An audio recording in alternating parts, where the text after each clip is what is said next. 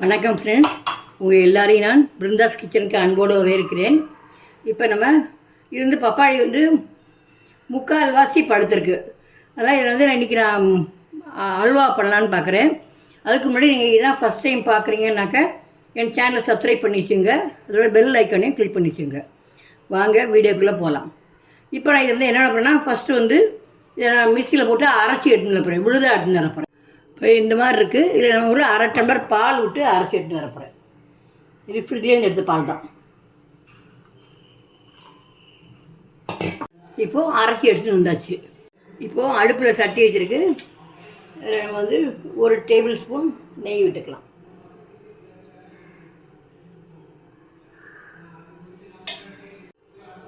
நெய் சூடான உடனே ஒரு கைப்பிடி பூல் மக்கானா, அதாவது தாமரைக்கிழங்கு விதை, அதை போட்டு நல்லா வறுத்து எடுத்துப்போம். நம்ம இருக்கு எல்லாத்தையும் போட்டுருவோம்.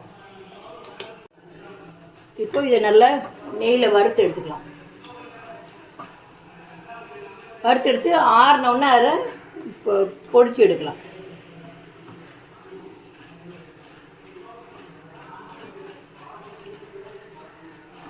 நல்லா பொரிஞ்சு வரும். பொரிஞ்சு வர்ற வரைக்கும் நம்ம வறுத்துட்டு அதை தீஞ்சு போகாமல் எடுத்துக்கலாம். இப்போ நம்ம எடுத்துடலாம். அதை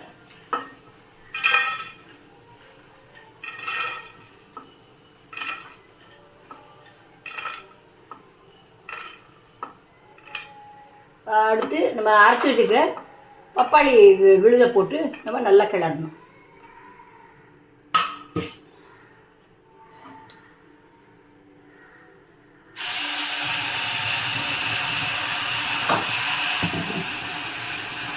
நம்ம கொஞ்சமாக ஒரு 1/4 டம்ளர் கம்மியாக தண்ணி விட்டு மிக்ஸி ஜாரை அலம்பி அதை விடலாம். அதில் விழுதெல்லாம் நிறைய இருக்குது, அதனால் அது வீணாக போகாமல் அது தண்ணி விட்டு நல்லா அலம்பி அதில் விட்டுடலாம். இப்போது நல்லா கிளறி விடலாம். அடுப்பு சிம்மில் தான் இருக்குது. கொஞ்சம் பச்சை வாசனை போகணும். நம்ம இன்னும் ஒரு ஸ்பூன் நெய் விட்டுக்கலாம்.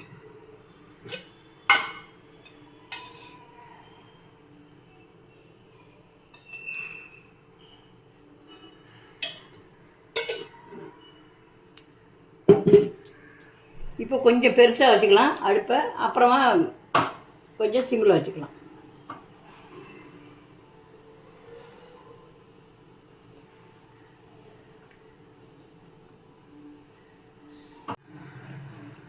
இப்போது பச்சை வாசனை போயிருக்கும் பப்பாளி பழத்தோட. இப்போது ஒரு 3/4 கப் நாட்டுச்சக்கரை போடுறேன். நீங்கள் வெல்லம் போட்டாலும் போட்டுக்கலாம், வெல்லத்தை தட்டி போடலாம். இல்லைனாக்கா ஜீனி ஒயிட் சுகர் யூஸ் பண்ணுறவங்க இருந்தீங்கன்னா அதுவும் போட்டுக்கலாம். நான் ஒயிட் சுகர் யூஸ் பண்ணுறதில்ல, அதனால் நான் நாட்டுச்சக்கரை போடுறேன். போட்ட உடனே கொஞ்சம் தண்ணி விட்டுக்கும், நீர்க்க வரும். அதுக்கப்புறம் வச்சு கிளறினோம்னா கொஞ்சம் கெட்டியாக வரும். கொஞ்ச நேரம் அடுப்புலேயே சிம்லேயே வச்சுங்க. இப்போ இதுலேயே இந்த பூல் மக்கானா வறுத்தோம், அந்த இதையும் போட்டுடலாம். அதை பொடி பண்ணி கொண்டுருக்கேன், அதையும் போட்டுடலாம்.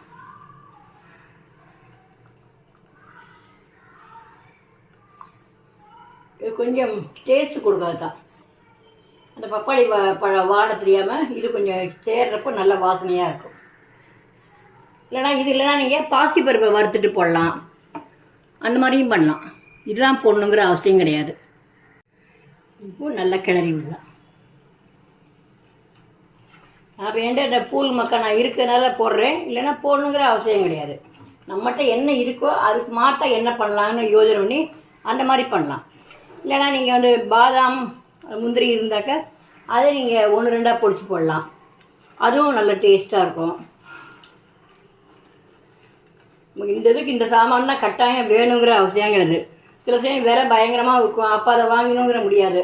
அப்போ நம்ம வீட்டில் என்ன நம்மகிட்ட கைவசம் இருக்கோ அதுக்குள்ளே வச்சு நம்ம அந்த உணவை சிறப்பாக எப்படி தயார் பண்ணலான்னு பார்த்து பண்ணணும். கொஞ்சம் நல்லா ஒரு 5 நிமிஷம் கிளறி இறக்கலாம். இப்போ இதில் ஒரு 4 எதிர்லேருந்து குங்குமம் உப்பு போடுறேன். இதுவும் ஆப்ஷன் தான்.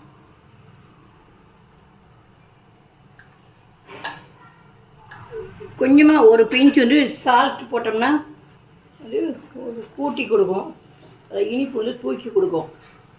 நான் வந்து இந்த முருங்கை சால்ட்டு இந்த முருங்கைக்கீரையை போட்டு பண்ணதுனால நான் போடலை. நான் இப்போது ஏன்னா முருங்கைக்கீரை கொஞ்சம் தான் தெரியாது இருந்தாலும் அதுக்காக நான் போடலை. நான் நீங்கள் கொஞ்சம் ஒரே ஒரு சிட்டிகை போட்டால் போதும். நம்ம போட்ட நெய்யெல்லாம் வந்து வெளியில் கக்கிண்டு வரும். நம்ம அப்போ வந்து நம்ம இறக்கலாம்.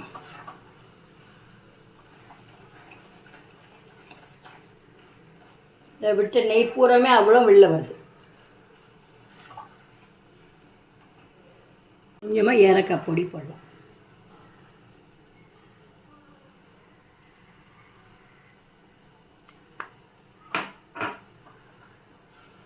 இப்போது சுவையான ஆரோக்கியமான பப்பாளி அல்வா ரெடி. இப்போ நம்ம அடுப்பை அணைச்சிடலாம். அவ்வளோதான். இந்த நெய் பூரா வருது. இப்போ நம்ம அடுப்பை அணைச்சிடலாம். இப்போது சுவையான பப்பாளி அல்வா ரெடி. நீங்களும் செஞ்சு பாருங்கள். ரொம்ப டேஸ்ட்டாக இருக்குது. டேஸ்ட் பண்ணி பார்த்தேன். செஞ்சு பார்த்துட்டு உங்கள் ஒப்பீனியனை கமெண்டில் போடுங்க.